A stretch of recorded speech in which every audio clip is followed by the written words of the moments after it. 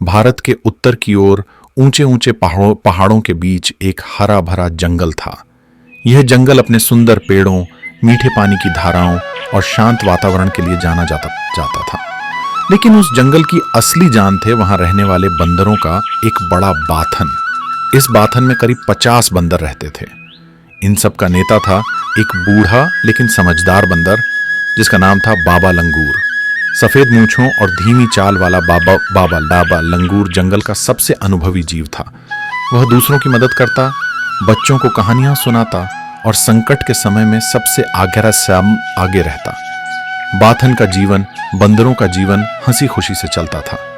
सुबह होते ही सब पेड़ों पर चढ़ते, फल इकट्ठे करते, एक दूसरे के साथ खेलते और शाम को एक ही जगह आकर बैठते। बाबा लंगूर सबको सिखाता था कि हम जंगल के बच्चे हैं, पर जंगल को अपना घर मानकर चलो, किसी को तकलीफ मत दो और एक दूसरे का साथ कभी मत छोड़ो। बंदरों का बाथन एक परिवार की तरह रहता था। वहां न कोई छोटा था न कोई बड़ा, सब बराबर थे। खतरे की आहट। एक दिन जंगल में अजीब सी हलचल हुई। एक शिकारी दल पहाड़ के नीचे डेरा डाल चुका था।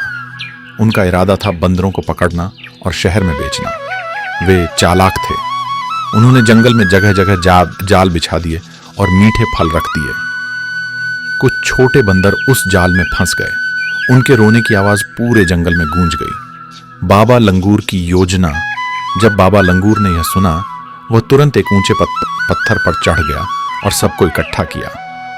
हमारे बच्चे फंस गए हैं, यह समय डरने का नहीं, एक होने का है, उन्होंने गरजते हुए कहा।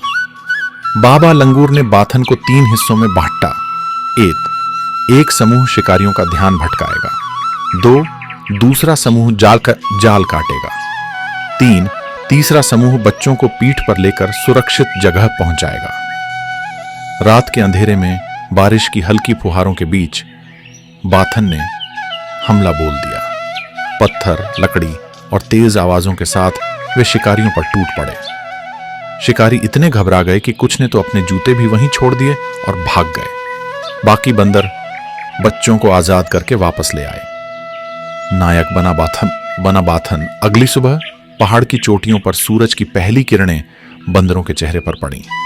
बच्चे अब हंस रहे थे, माएं उन्हें गले लगा रही थीं और बाबा लंगूर चुपचाप एक कोने में बैठकर आकाश की ओर देख रहा था। उस दिन से जंगल के सभी जानवरों ने बंदरों का सम्मान करना शुरू कर दिया। उन्होंने उन्हें